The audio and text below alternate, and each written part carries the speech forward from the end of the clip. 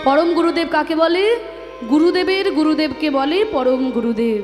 आमार गुरुदेव श्रीमतीश्वरपुरी गोस्वामी, तारो गुरुदेव छिलेन माधवेंद्रपुरी गोस्वामी। बोलो दादा निताई, এই মাধবেন্দ্রপুরী কেমন করে এই রেমুনা গ্রামে এলো, কেমন করে ওই গোপীনাথের পুজো করলো, এই গোপীনাথ কেন এমন সুন্দর দেখতে? দাদা তুমি তো আমার অনেক আগে সন্ন্যাসী হয়েছো, সারা ভারতবর্ষে সকল মন্দিরের কাহিনী তুমি জানো। আপনারা শুনলে অবাক হয়ে যাবেন, নিত্যানন্দ প্রভু টানা 20 বছর সারা ভারতবর্ষ ভ্রমণ করেছিলেন, টানা 20 বছর। নিত্যানন্দের মতো এত ঘুরে ঘুরে পর্যটন আর কেউ করেনি। সন্ন্যাসী হয়েছিলেন সেই ছোট্টবেলায়, ছোট্টবেলায় সন্ন্যাসী হয়ে চলে গিয়ে 20টা বছর ভারতবর্ষের আনাচে কানাচে ঘুরেছেন। সব থেকে বেশি যদি কেউ পর্যটন করে থাকে নিত্যানন্দ, তারপরে যদি কেউ করে থাকে অদ্বৈত আচার্য, তারপরে মহাপ্রভুর স্থান। হ্যাঁ, নিত্যানন্দের মতো এত ঘুরে ঘুরে পর্যটন কেউ করেনি। তাই আজকে নিত্যানন্দকে জিজ্ঞাসা করছে, দাদা নিতাই তুমি তো সারা ভারতবর্ষ ভ্রমণ করেছো দাদা, সকল মন্দিরের কাহিনী তুমি জানো, তুমি আমাকে দয়া করে বলো।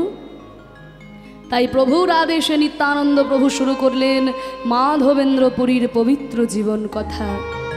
শোনো নিমাই, এই মাধবেন্দ্রপুরীর জন্যই কিন্তু আজকে বাঙালিরা কৃষ্ণ প্রেম পেয়েছে।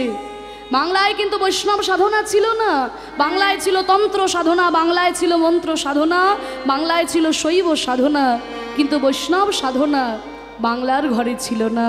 এই মাধবেন্দ্রপুরী কৃপা করে বাংলার দ্বারে দ্বারে বৈষ্ণব সাধনা নিয়ে এসেছে। শোনো নিমাই, সেই মাধবেন্দ্রপুরীর পবিত্র জীবন কথা।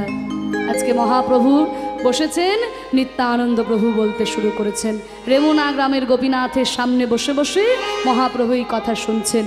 আমরাও রাধা গোবিন্দের সামনে বসে নিত্যানন্দের মুখে এই কথা শ্রবণ করি। শোনো নিমাই, শ্রীহট্ট জেলায় আছে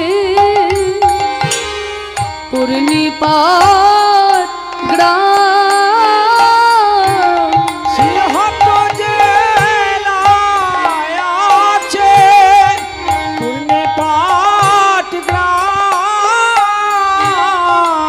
অপূর্ব শোভা গ্রামে অতি মনোরম, অপরূপ শোভা জাগে অতি মনোরম, গ্রামে ফলে ফুলে পরিপূর্ণ, ফলে ফুলে পরিপূর্ণ, ফলে ফুলে পরিপূর্ণ, ফলে ফুলে পরিপূর্ণ, ভক্তের জনম হবে বলে গ্রাম ফলে ফুলে পরিপূর্ণ, ভক্তের জনম হবে বলে গ্রাম ফলে ফুলে পরিপূর্ণ। সেই গ্রামে বাস করে শয়ন আচার্য, বড় ভক্ত পণ্ডিত সে বৈষ্ণব আচার্য, শয়নাচার্য বিরাজ করছেন পূর্ণিপাট গ্রামে। পূর্ণিপাট গ্রামটা কোথায়? শ্রীহট্ট জেলায়। বলে মাগো শ্রীহট্ট জেলাটা আবার কোথায়? বাংলাদেশের মধ্যে বর্তমানে পড়েছে বাবা, যার ডাকনাম হলো সিলেট। কিছুদিন আগে আমরাও গেছিলাম সিলেট। ইংরেজরা নাম দিয়েছিল সিলেট, তখন থেকে সিলেটই বলা হয়, কিন্তু তার আগে শ্রীহট্ট বলা হতো। সেই শ্রীহট্ট জেলায় পূর্ণিপাট বলে একটা গ্রাম, সেই পূর্ণিপাট গ্রামে শয়নাচার্যের বাড়িতে মাধবী দেবীর গর্ভে জন্মগ্রহণ করলেন বৈষ্ণবাচার্য মাধবেন্দ্রপুরী গোস্বামী। সেই গ্রামে জন্মিলা মাধবেন্দ্রপুরী, সেই গ্রামে জন্মিলা মাধবেন্দ্রপুরী, আনন্দ ধরে না, আনন্দ ধরে না, পূর্ণিপাটবাসীর মনে আনন্দ ধরে না, নরনারী দেখতে আইলাই অতি তরা করে। আরে দিদি দিদি চলো চলো দেখবে চলো, ওই যে শয়নাচার্য গো চতুর্বেদজ্ঞ ব্রাহ্মণ, বুঝলে? ঋগ্বেদ, সামবেদ, যজুর্বেদ, অথর্ববেদ, 4টি বেদ তার একেবারে মুখস্থ। তাহলে তার বাড়িতে যখন ছেলে হয়েছে এত বড় পণ্ডিত, তাহলে যেমন তেমন ছেলে তো আর হয়নি, নিশ্চয়ই কোনো বড় ভক্তেরই জন্ম হয়েছে। চলো চলো, হ্যাঁ আমরাও গিয়ে দেখে আসি। এবার উলুধ্বনি শঙ্খধ্বনি করে নারী গো, উলুধ্বনি শঙ্খধ্বনি করে নারী গো, আরে বাহু তুলে হরি বল বলে ভক্ত গো, হরি হরি বলে, হরি হরি বলে, আনন্দ হিল্লোলে হরি হরি বলে। ওই ভক্তের জন্ম হলো বলে নিতাই গৌর হরি বলে।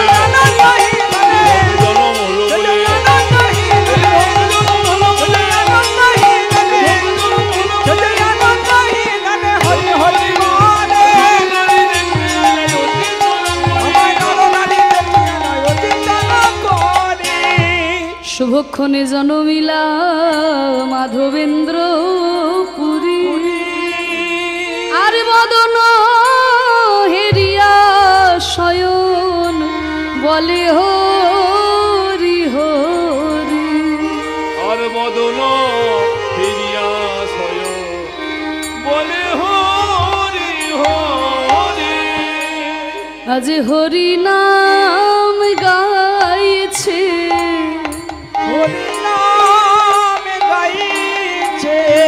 মাধবেন্দ্রের জনম কালে হরি নাম গাইছে, মাধবেন্দ্রের জনম কালে হরি নাম গাইছে। দেখুন কেন ভক্ত হবে না, কেন ভক্ত হবে না, জন্মকালী আচরণটা দেখুন। আজকে মাধবেন্দ্রের জন্ম হয়েছে বলে শয়নাচার্য মাধবী দেবী দুজনে মিলে বসে বসে হরি নাম করছে।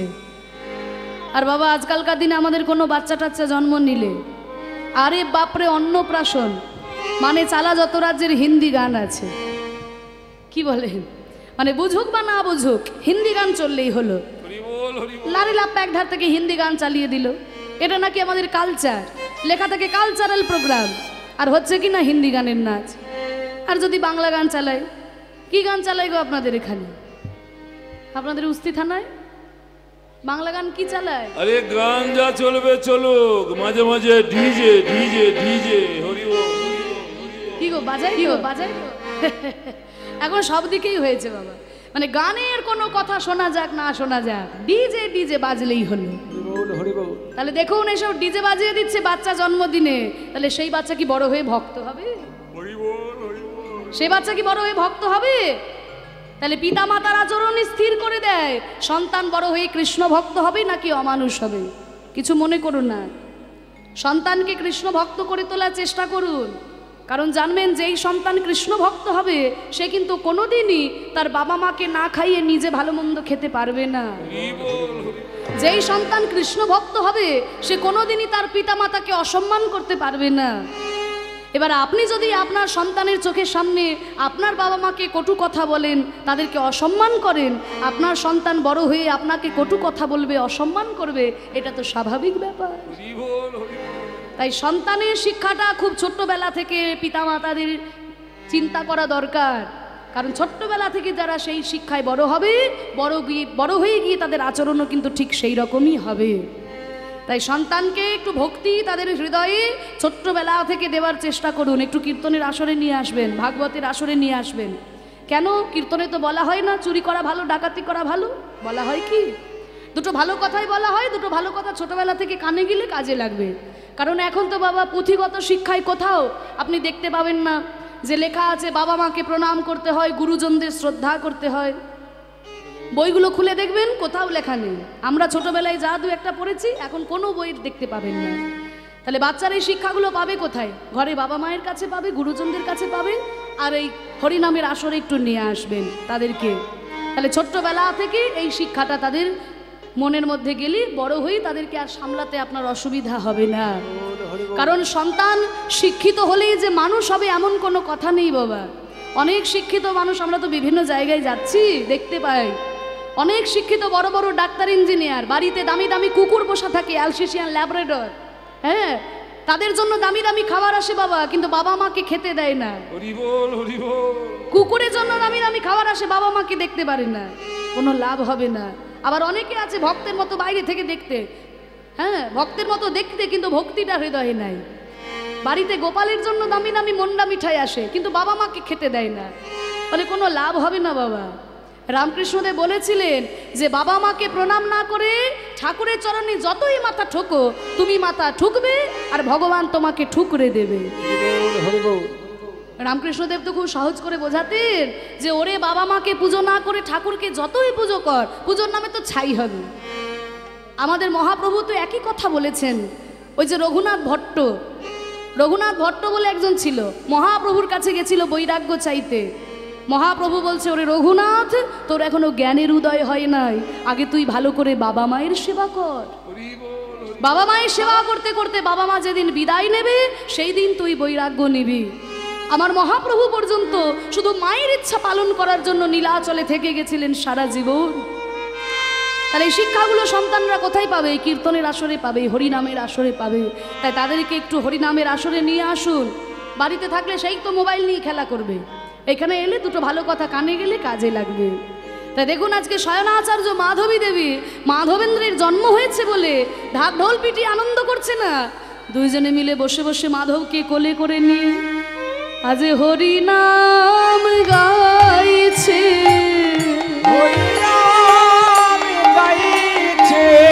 মাধবেন্দ্রের জন্ম কালে কেমন হরিনাম গাইছে।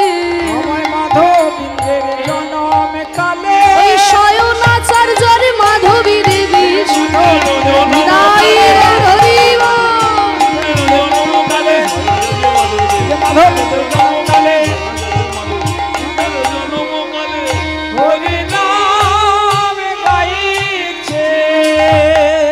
মাধবেন্দ্র আচার্য ধীরে ধীরে বড় হয়ে উঠতে লাগলো। বাল্যকাল। শয়নাচার্য নিজেই ছিলেন চতুর্বেদজ্ঞ ব্রাহ্মণ। ঋগ্বেদ, সামবেদ, যজুর্বেদ, অথর্ববেদ, 4টি বেদ ছিল তার মুখস্থ। তাই মাধবকে অন্যের কাছে যেতে হলো না পড়াশোনা শেখার জন্য, বাবার কাছেই তার বিদ্যা শিক্ষা পূর্ণ মাত্রায় পরিপূর্ণ হয়ে উঠল। একদিনকে শয়নাচার্য শিক্ষা দিচ্ছে, ওরে মাধব, আমরা দক্ষিণ ভারতের ব্রাহ্মণ, এই বাংলায় এসে যে আমরা অবাক হয়ে গেলাম রে।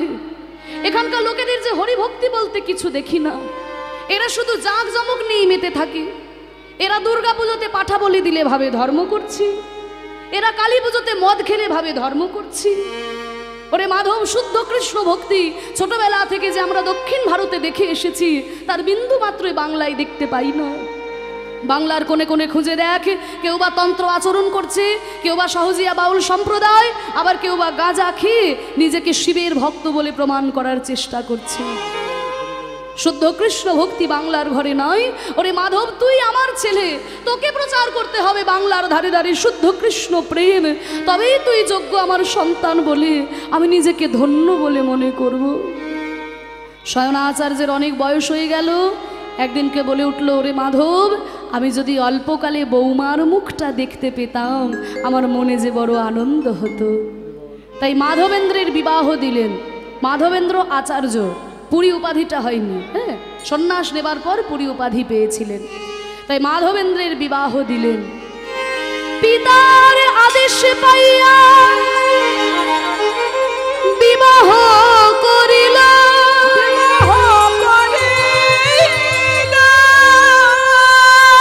বৎসরের মধ্যে এক পুত্র জন্ম নিল।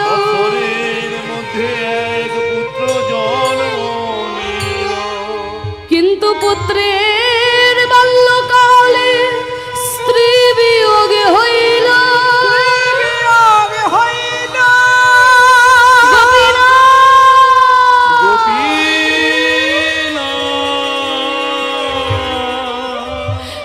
ঠাকুর তুমি কি করলে, ঠাকুর তুমি কি করলে?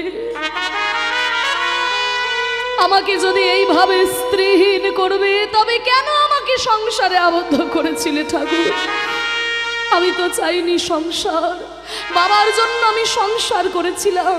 আমার একটা ছোট্ট ছেলে জন্ম নিল, আমি ছোট ছেলেটার নাম রাখলাম গোপাল। ওমা আগেকার দিনে বাবা মায়েরা ছেলে পেলেদের নাম রাখতো ভগবানের নাম দিয়ে, কিন্তু এখনকার দিনে কত কি নাম, ভগবানের নাম আর কেউ রাখে না। কেন ভগবানের নাম দিয়ে ছেলে পেলে নাম রাখতো? এই যে দেখুন, আমার বাবার নাম হচ্ছে গদাধর, এই যে অর্গেন বাজাচ্ছেন আমার বাবা, ওনার নাম হচ্ছে গদাধর। এই যে ডান দিকে শ্রীখোল বাজাচ্ছেন, আপনার নাম কি? জোর করে বলুন। শম্ভুনাথ চক্রবর্তী। বাহ, শম্ভুনাথ। আর তোমার নাম কি? বাহ, মহেশ্বর। শম্ভু মহেশ্বর দুজন দুদিকে। হ্যাঁ, আর এই যে দোহার করছে, তোমার নাম কি? যশোদানন্দন। যশোদানন্দন। সব ভগবানের নামের নাম। তাহলে দেখুন কেন ভগবানের নাম দিয়ে ছেলেপিলের নাম রাখতো না? এই সংসারের কালচক্রে পড়ে আমরা কিন্তু ভগবানকে ডাকতে ভুলে যাই। কিন্তু যদি ছেলেপিলেদের নাম থাকে ভগবানের নাম দিয়ে, অন্তত তাদেরকে ডাকতে গেলে একটু ঠাকুরের নামটা করা হয়, তাই না? কিন্তু আজকালকার দিনে আমরা নাম রাখি শান্টু, মান্টু, পিন্টু, কালটু। এই নামগুলো তো কোনো মানে হয় না। শান্টু, মিন্টু, পিন্টু এগুলো তো কোনো মানে হয় না, তাই না? এই নামে তো কোনো মানে নেই। এই যে যেমন মানে বোঝে না, ছেলের নাম রেখেছে পাপাই তাপাই, ছেলের নাম রেখেছে পাপাই, পাপ আয়, এই নিয়ে পাপাই। তাহলে ঘরে পাপ আসবে কি গো? ছেলেপিলের নাম যদি পাপ আয় রাখা হয় তাহলে তো ঘরে পাপ আসবে। যদি কেউ পাপাই তাপাই থেকে থাকেন, আমার কথা কিন্তু কিছু মনে করবেন না। হ্যাঁ, ও পাপাই তাপাই এখানেও আছে, আমাদের ওখানেও আছে। ঘরে ঘরে পাপাই তাপাই, বল্টু, নান্টু, শান্টু, পিন্টু, কালটু, কত কি আছে, তাই না? তাহলে ছেলের নাম রেখেছে তাপাই, তাপ আয়, এই নিয়ে তাপাই, মানে যত তাপ আছে আমার ঘরে এসে ঢোক। নিতাই গৌর হরিবল। তাহলে ছেলেপিলের নাম আমরা ভগবানের নামে রাখি না। স্বয়নাচার্য তার ছেলের নাম রেখেছে মাধবেন্দ্র, যাতে মাধব বললেই ভগবানকে ডাকা যায়। আর মাধবেন্দ্র তার ছেলের নাম রাখলো গোপাল, যাতে কথার ফাঁকে ফাঁকে ওই গোপালকে ডাকা যায়। কিন্তু গোপালের যখন বাল্যকাল, মাধবেন্দ্রপুরীর স্ত্রী ইহজগৎ পরিত্যাগ করে চলে গেলে, সংসারের অর্ধাঙ্গিনী যদি চলে যায়, তবে যারা সংসারী মানুষ তারা বুঝতে পারে কত কষ্ট। সংসার আর তার ভালো লাগে না, সংসারে থাকলেই মনে পড়ে যায় স্ত্রীর কথা। এখন আমি ছোট্ট ছেলে গোপালকে নিয়ে কি করব? এখন আমি কোথায় যাব? ঠাকুর দয়া করো ভগবান, দয়া করো ভগবান, দয়া করো ভগবান, দয়া করো ভগবান। এই সংসার কাননে হারায়ে গিয়েছি, সংসার কারণে হারায়ে গিয়েছি। করো মোরে পরিত্রাণ, দয়া করো ভগবান।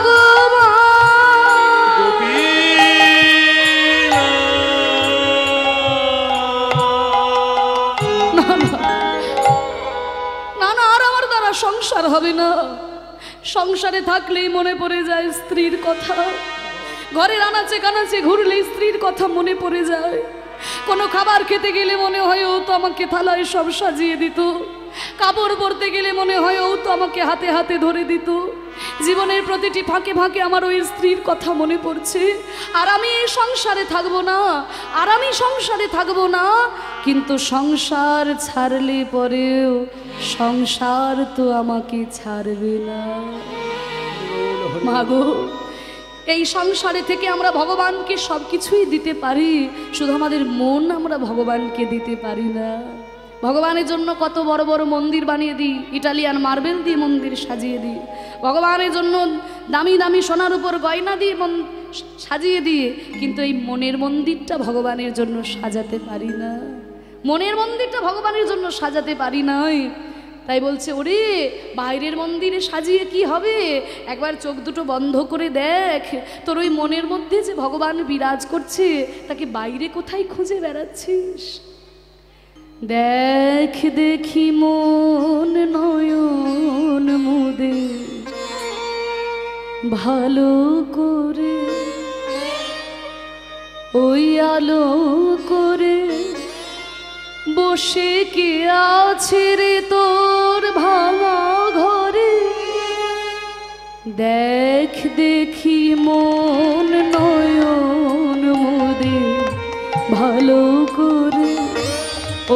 আলো করে বসে কে আছে রে তোর ভাঙা ঘরে।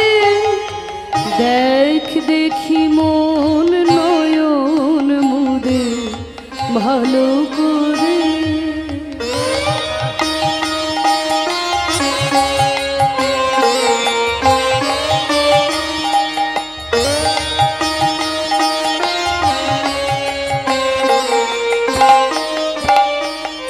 তাহলে মনের মধ্যে যে ভগবান বিরাজ করছে মাগো, কিন্তু আমরা মনের মধ্যে কি রেখেছি? মনের মধ্যে খাট বিছানা শোভা আসন ভগবানের জন্য বলে সেই সব অনেক দূরের কথা। একটা ছেঁড়া আসন আমি পাততে পারি নাই। কি রেখেছি জানো মনে? কি রেখেছি?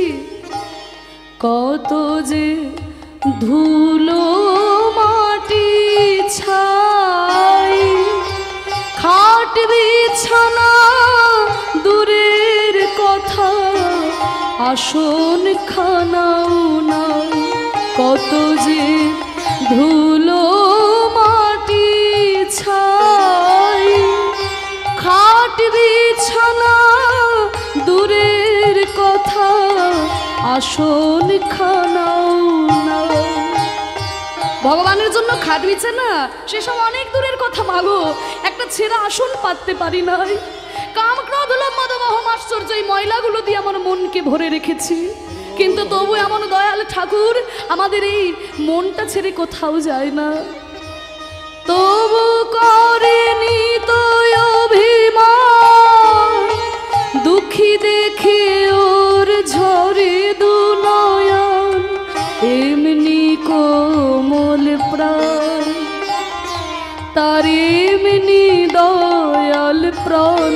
ওরে তুই কর নিবেদন প্রাণের বেদন, কর নিবেদন প্রাণের বেদন, প্রাণ বিনায় পাই ধরে। দেখ দেখি মন নয়ন মুদে ভালো করে।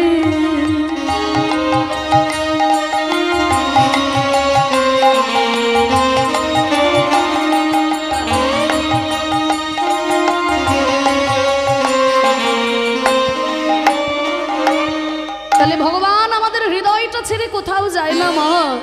বলে তাহলে আমার এই ছেঁড়া আসন পাতা নেই হৃদয়ে, এত ধুলো ময়লা, কাম ক্রোধ লোভ মদ মোহ আশ্চর্য হিংসা ছল জচ্চুরি জোয়া বিদ্বেষ, এই ময়লা মনটাতে কি ভগবান আসবে?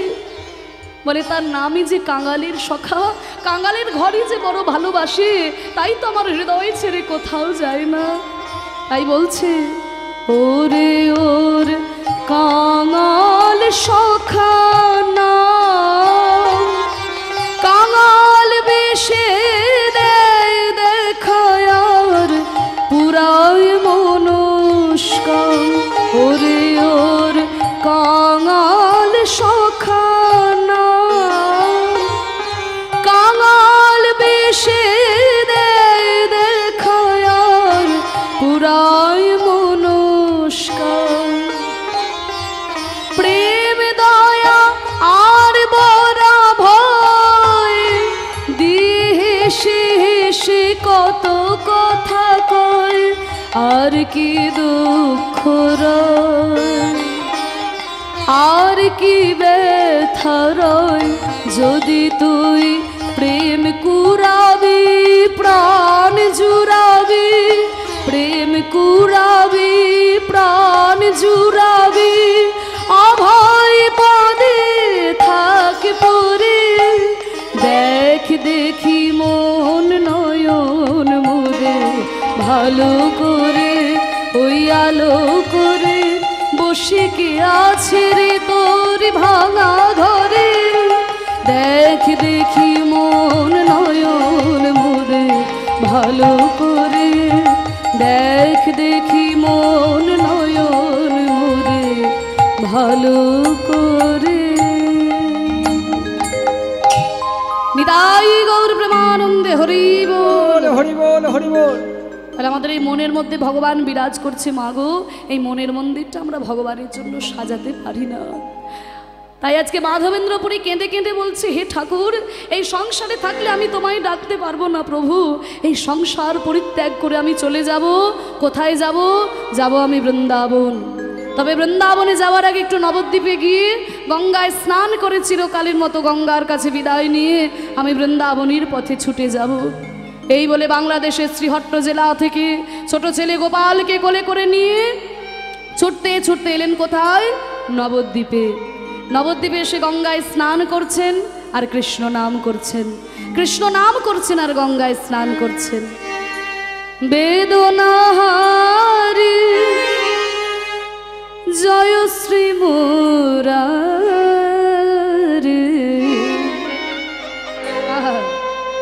নমো নমো প্রভু, নমো নমো।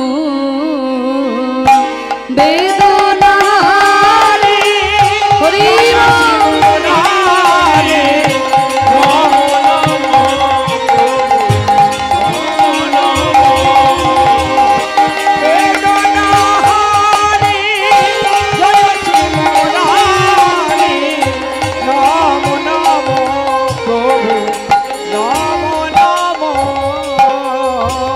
সন্ধ্যা সকালে ডাকি হে তোমার,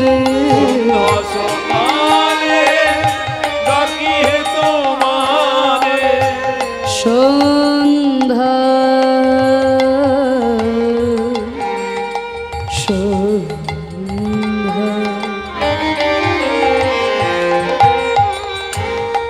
সন্ধ্যা সকালে ডাকি হে তোমারে। দেখুন আমাদের ভারতীয় রাগ সঙ্গীতে এক একটা সময়ের জন্য এক একটা রাগ নির্ধারিত। এক একটা সময়ে যখন ভগবানকে ডাকবো এক এক রাগে।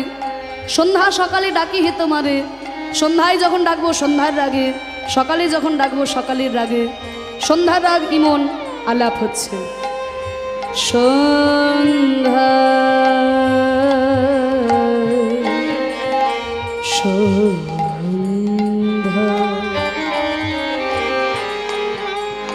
সন্ধ্যা সন্ধ্যা কালে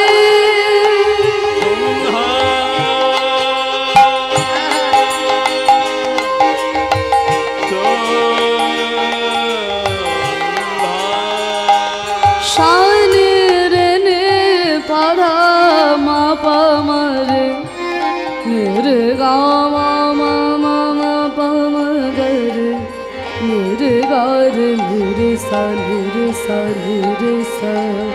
সন্ধ্যা সকালে দেখুন সন্ধ্যায় বললাম, সন্ধ্যার রাগে ডাকলাম, এবার সকালে বলছি সকালের রাগে। সকালে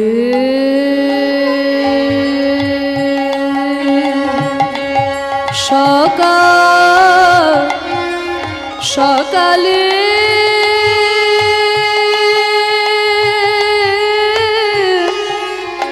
তোমার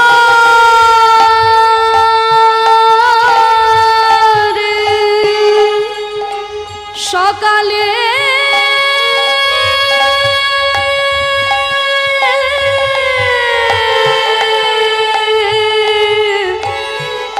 সকালে সকালে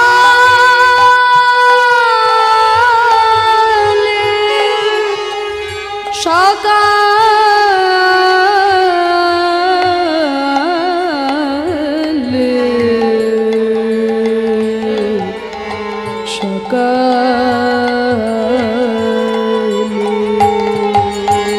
সন্ধ্যা সকালে ডাকি হে তোমার, সন্ধ্যা সকালে ডাকি হে তোমারে, ডাকি আমি তোমায়। বেদনাহারি হরি মুরারি নমো নমো প্রভু, নমো নমো গোপীনা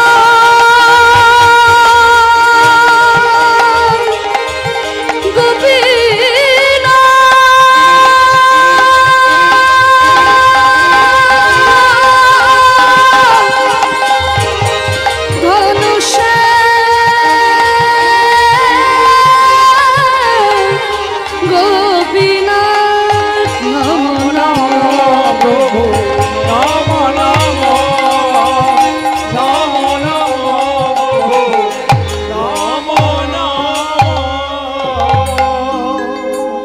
গঙ্গার তীরে দাঁড়িয়েছিল অদ্বৈত আচার্য।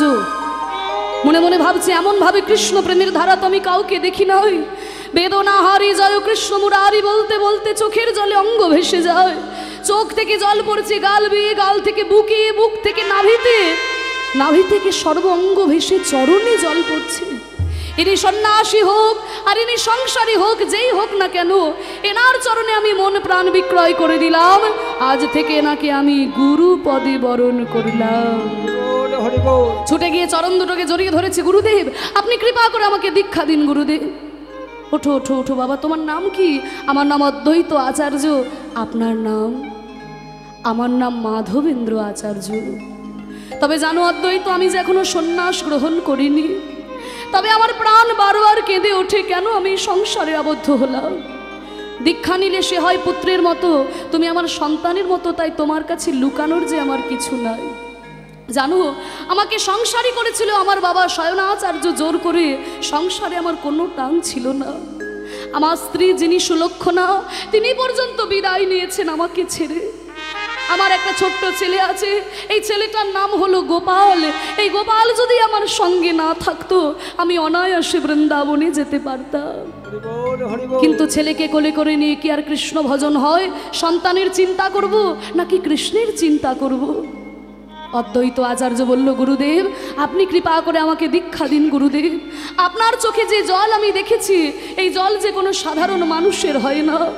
কৃষ্ণ প্রেম হৃদয়ে না থাকলে পরে এইভাবে ফুপিয়ে ফুপিয়ে কৃষ্ণ বলে কাঁদা যায় না। আপনার সংসার আছে তো কি হয়েছে, আপনার ছেলে গোপাল আছে তো কি হয়েছে। আজ থেকে গোপালকে ভরণ পোষণ, গোপালকে মানুষ করার দায়িত্ব আমি নিলাম। গুরুদেব আপনি যান, চিরকালের মতো বৃন্দাবনের পথে ছুটে যান। অদ্বৈত আচার্যকে দীক্ষা দিয়ে তার কাছে ছোট ছেলে গোপালকে রেখে সংসারের বন্ধন থেকে চিরকালের মতো মুক্ত হলেন মাধব। এরপর ছুটে গেল দক্ষিণ ভারতে আরো বড় বৈষ্ণব, তার নাম লক্ষ্মীপতি। লক্ষ্মীপতিপুরী গোস্বামীপাদ সন্ন্যাস মন্ত্রে দীক্ষা দিয়ে সন্ন্যাসী করলেন মাধবকে। এরপর দক্ষিণ ভারত থেকে ছুটে ছুটে আসছে সেই মধুময় বৃন্দাবনে। সখী সে হরি কেমন নাম শুনে যা, এত প্রেম জাগে চোখে আনে এত জল। হরি বল। এই গানটি যিনি রচনা করেছেন বাবা কবি কাজী নজরুল ইসলাম। মুসলমান হয়ে কত সুন্দর গানের কথা বাবা। ওই যে গৌরচন্দ্রিকার মধ্যে বললাম না, যবনেও নাচে গায়ে বলে হরি নাম। চৈতন্য মহাপ্রভুর অবতারের ফলে এগুলো বাংলায় হয়েছিল, জানেন তো। এই যে মুসলমান হয়ে এত সুন্দর গান রচনা করেছেন, যেগুলো শুনলে পরে হৃদয়ের ভিতরটা দোলা দিয়ে ওঠে। আমাদের বাংলায় জানেন হাজার হাজার বৈষ্ণব পদাবলী রচিত হয়েছে শুধুমাত্র মুসলমান পদকর্তার দ্বারা। এগুলো আমরা খোঁজ খবর রাখি না। কলকাতা বিশ্ববিদ্যালয় থেকে একটি গ্রন্থ প্রকাশিত হয়েছে, বইটার নাম হলো বৈষ্ণব ভাবাপন্ন মুসলমান কবির পদমঞ্জরি। সেখানে হাজারখানি বৈষ্ণব পদাবলী শুধুমাত্র মুসলমান পদকর্তা রচিত, নজরুলকে বাদ দিয়েও। আর এই নজরুলের এইসব গানগুলো শুনলে পরে হৃদয়ের ভিতরটা দোলা দিয়ে ওঠে। তাই একটুখানি গাইছি। কি বাবা গাইব? সখী সে হরি কেমন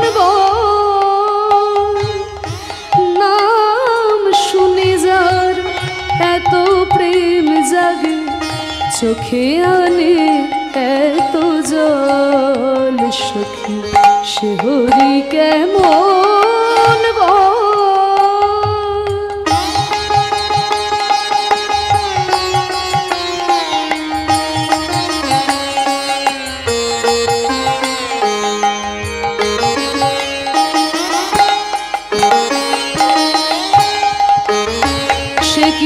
আসে পৃথিবীতে গাহি রাধা নাম বাঁশরীতে।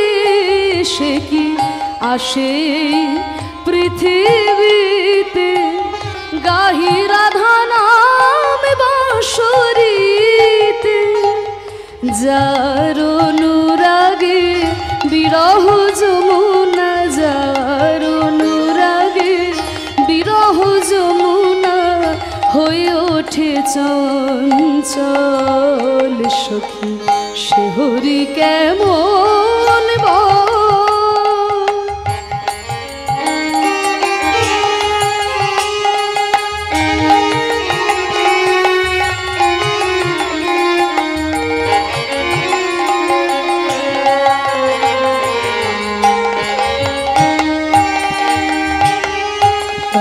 কি নামে ডাকিলে আসে, কোন রূপ কোন গুণ পাইলে সে রাধা সম ভালোবাসে।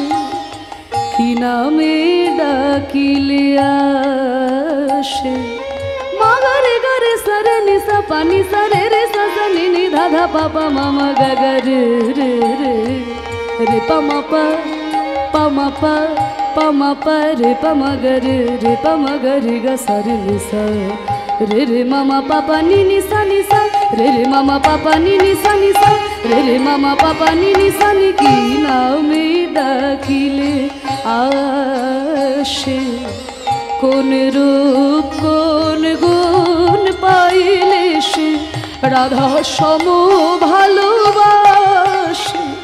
সখী শুনেছি সে নাকি কালো, জালে কেমনে সে এত আলো। শুনেছি সে নাকি কালো, জালে কেমনে সে এত আলো। মায়া ভুলাইতে মায়া বিষে নাকি, মায়া ভুলাইতে মায়া বিষে নাকি করে গো মায়ার ছল। সুখী সে হরি কেমন বল। নিতাই গৌর হরি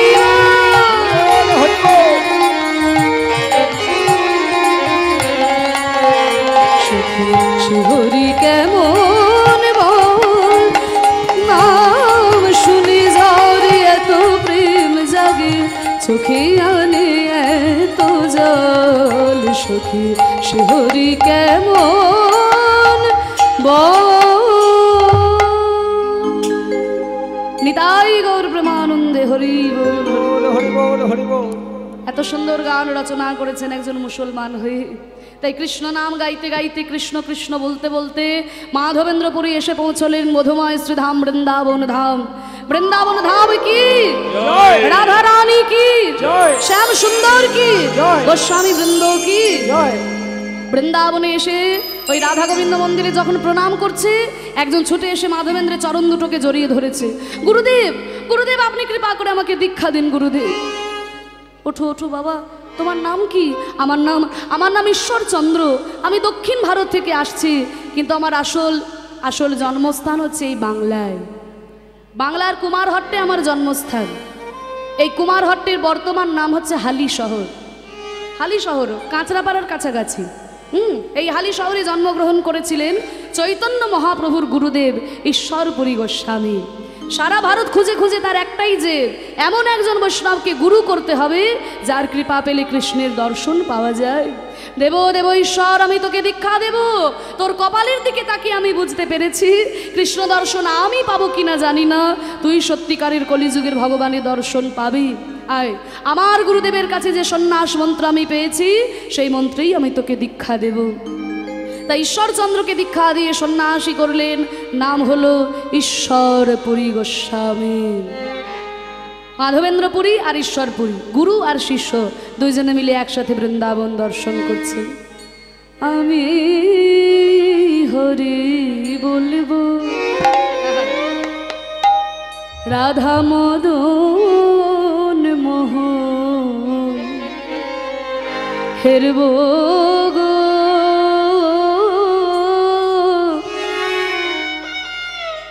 আমি হরি বলবো, রাধা মদন মোহন হেরিব আমি হরি বলবো,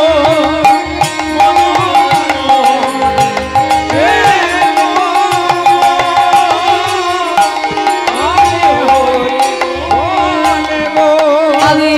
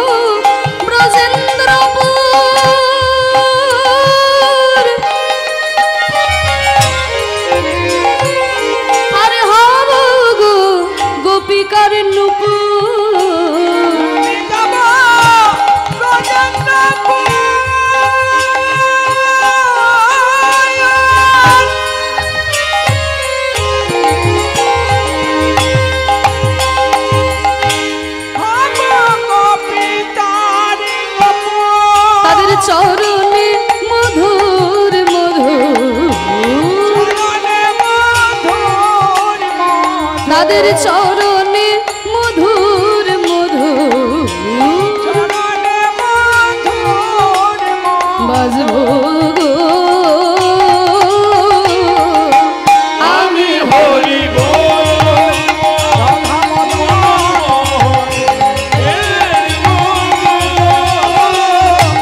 আমি হরি বলে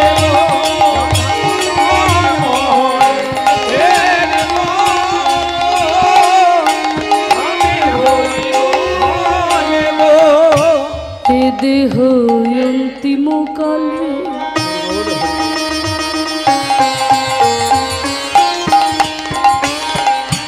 রাখবো শ্রী যমুনার জলে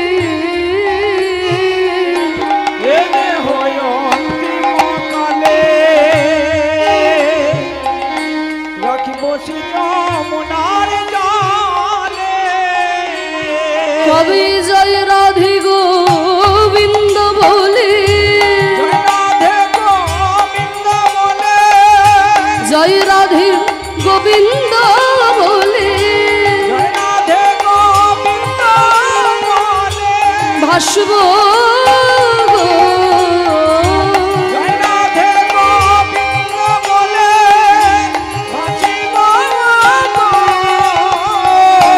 বৃন্দাবনের রাখাল বেলা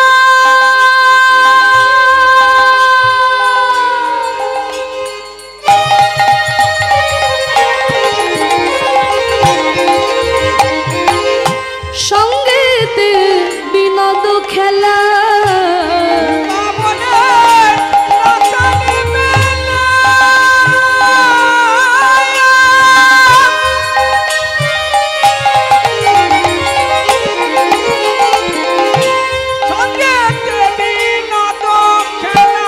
কবে তাদের চরণের ধুলা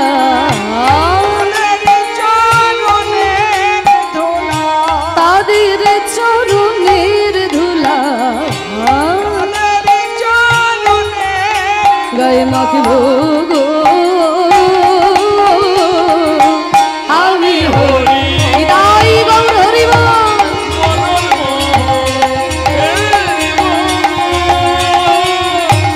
আমি হরি বলে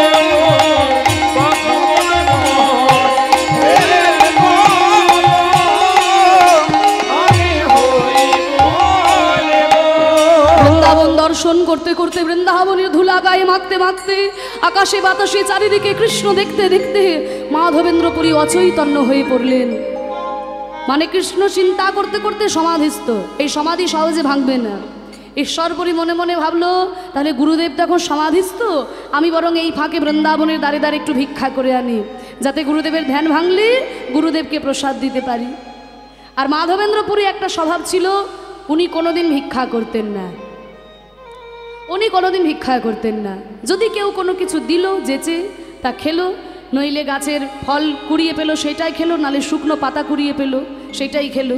গাছের থেকে ছিঁড়ে পর্যন্ত ফল খেতেন না, কারোর কাছে চেয়ে খেতেন না। এরকম ছিল মাধবেন্দ্রপুরীর স্বভাব। আজকে ঈশ্বরপুরী মাধবেন্দ্রকে একটা কদম গাছের তলায় বসিয়ে রেখে গেছে বৃন্দাবনের দাঁড়িয়ে দাঁড়িয়ে ভিক্ষা করতে। আর ওমা ওদিকে মাধবেন্দ্রপুরীর ধ্যান ভেঙেছে। আর ধ্যান ভেঙে দেখে কি না, একটা বাচ্চা ছেলে সামনে দাঁড়িয়ে আছে। সাধু বাবা, ও সাধু বাবা, তোমার নাম মাধব না? ও গো মাধব, ও মাধব, ভাবছো তুমি কি? বলো।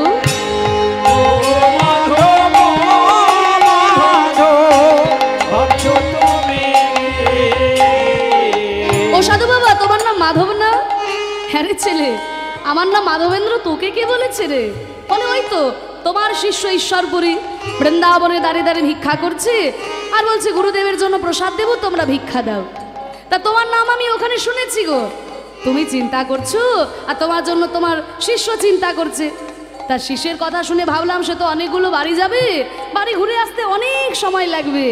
তার থেকে দেখো আমি একটা কাজ করেছি, তোমার লাগি দুগ্ধ ভাণ্ড, তোমার লাগিয়ে দুগ্ধ ভাণ্ড, তোমার লাগি দুগ্ধ ভাণ্ড, তোমার লাগিয়ে দুগ্ধ ভাণ্ড, আমি বই নিয়ে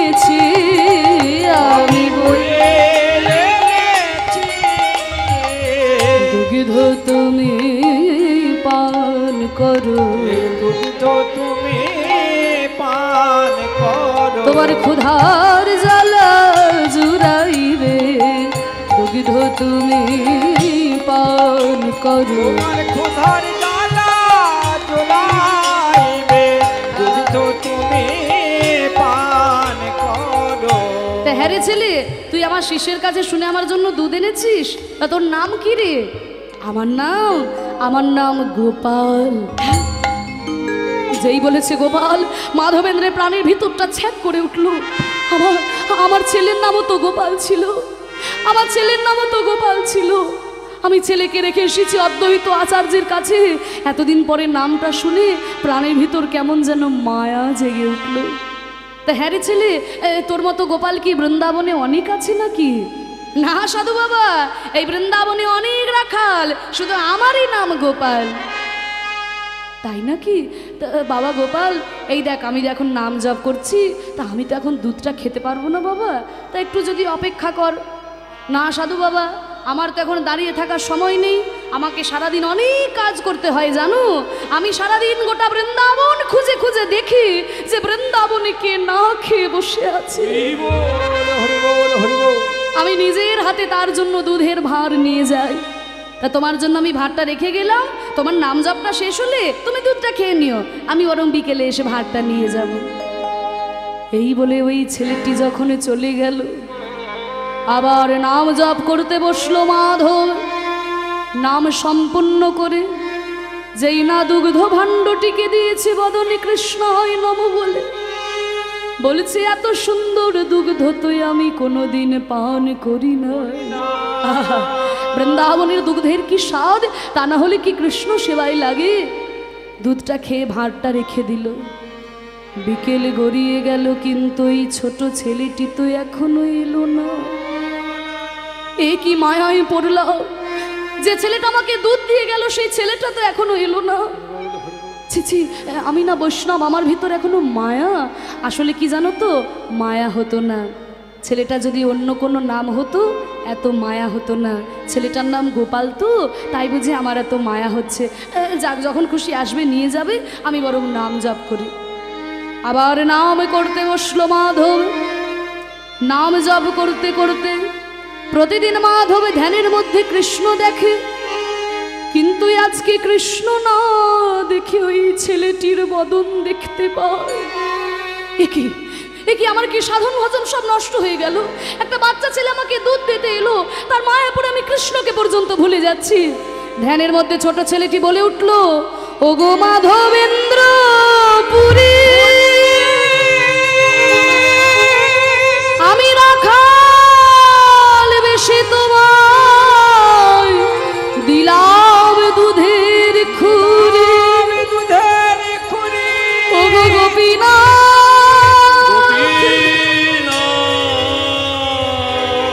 ঠাকুর তুমি কি করলে, ঠাকুর তুমি কি করলে। আমি তোমার সেবক, আমি বৃন্দাবনে ছুটে এসেছি তোমার সেবা করার জন্য। আমি কোথায় তোমার জন্য দুধের ভার বয়ে নিয়ে যাব, তা না আমি অভুক্ত আছি জেনে তুমি আমার জন্য দুধের ভার বয়ে এনেছো। ঠাকুর, এ তোমার কেমন লীলা। মাধবেন্দ্র, তোমাকে দিয়ে আমার অনেক কাজ করাতে হবে।